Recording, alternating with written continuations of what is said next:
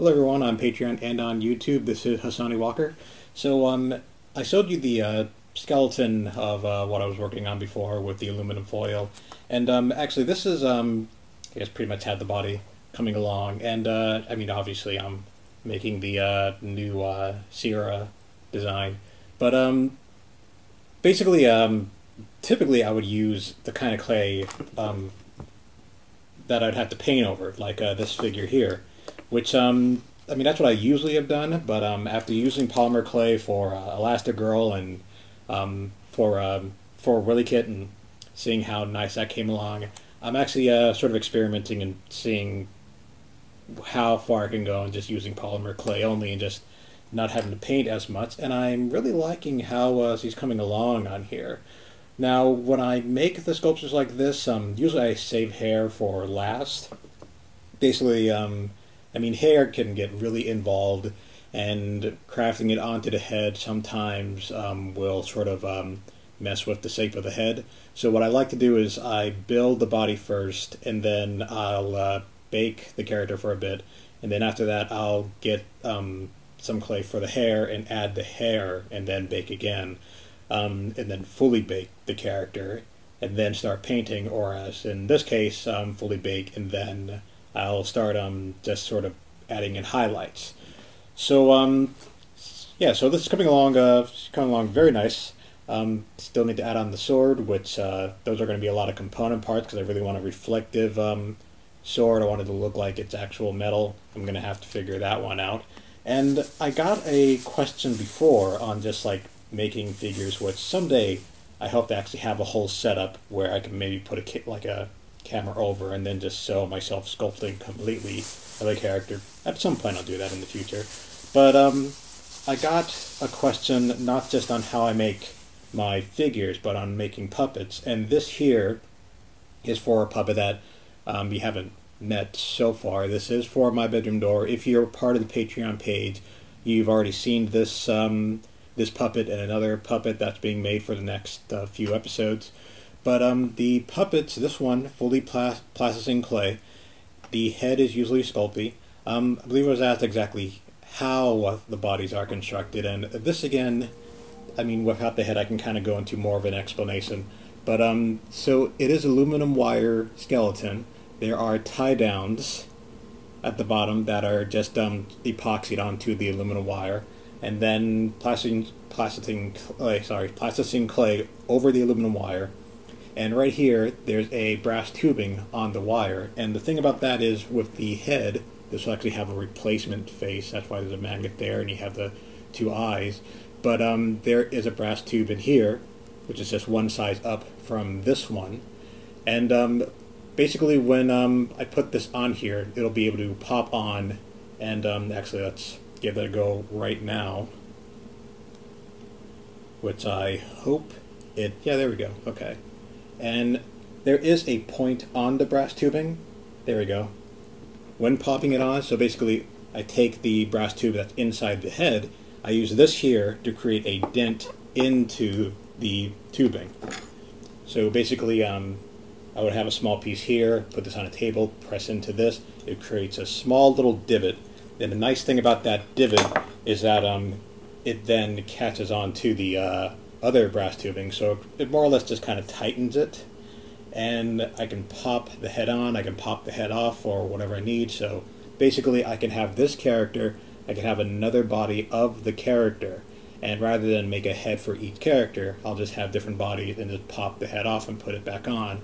It's the same kind of idea that if you wanted replacement heads like Jack Skellington, you pretty much would do the same kind of thing, heads that you could pop on and off. And the nice thing about with the divot, it holds on really well. And you can do this for hands, you can do this for feet, any part that you want to be replaced.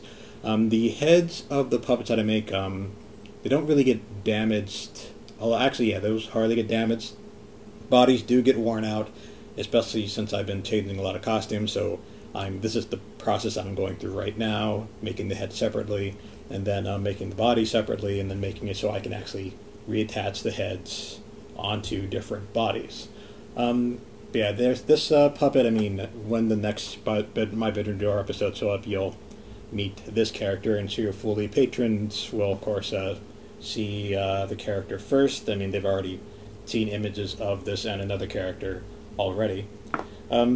So yeah, so I guess that's the main information I wanted to give on this video, just where this is in the process.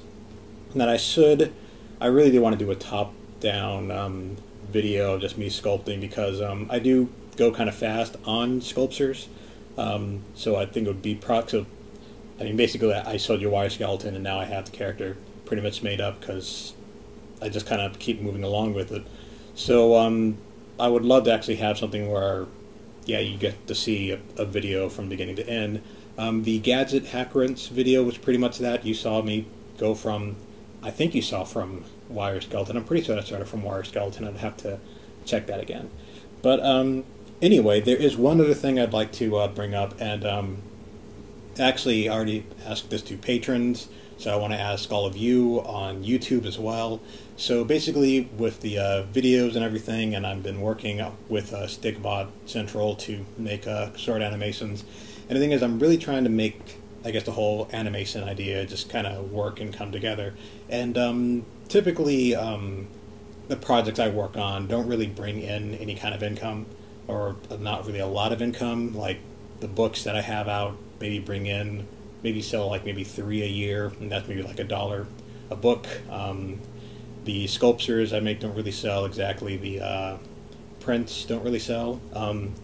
So I'm trying to get to a point where hopefully I can get those working, so that I can concentrate more on artwork rather than go each day kind of worrying exactly where I can go and wondering if I'll be able to keep on doing this, which is always a fear, I think, like any person in animation and art always has to worry about, because it is a struggle to just kind of, it's a struggle and it's a risk to just kind of go on your own and try to make a living based on just what you can do, hoping that people actually respond to it.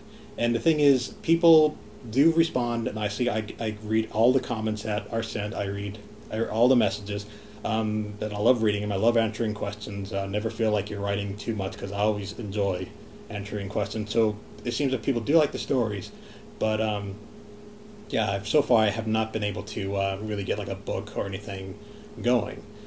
So basically what I'm asking is, if you go to my website, HasaniStudios.com, and look at the store, I'm always curious if you see something on there and you're just kind of like, you know, I wish that there were these kind of sculptures, I wish that there were these kind of items, or like this was different. I would love to hear that input to kind of figure out how it can work. Because if I can get it to work, the more something works, the more that I will concentrate on it. That's actually why I keep working on my bedroom door stuff, because I get a lot of feedback on that, even though it doesn't really create any kind of income. The thing is, people do make requests, they're interested, so that makes me feel like I need to make more. And the same goes for the 100 Acre Kingdom storyline. I get a lot of questions on that, and that's why I'm actually producing that to the end. Other things like the Patchwork series books, those sold very little. I do want to produce the other books, but as something, I guess it's pretty much like any other production company, if something is not working like greatly, that kind of gets pushed to the side for the other things.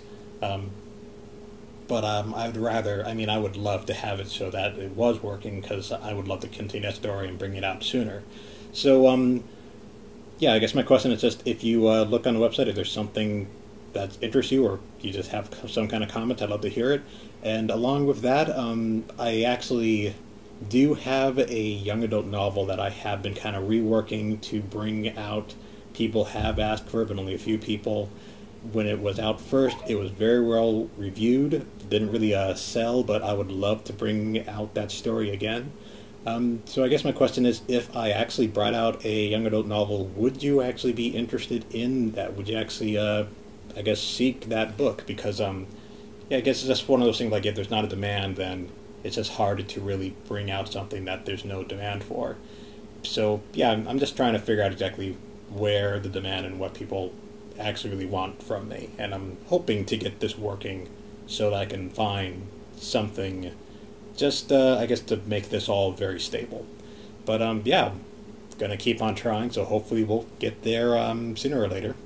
So yeah, if you like this video, I hope you watch the other ones. I hope you keep watching. If you want to become a patron on my Patreon page, the link will be at the end of this video. Also, check the bottom description. The link will be there. And remember to subscribe, and I'll see you in the next video. Thank you very much.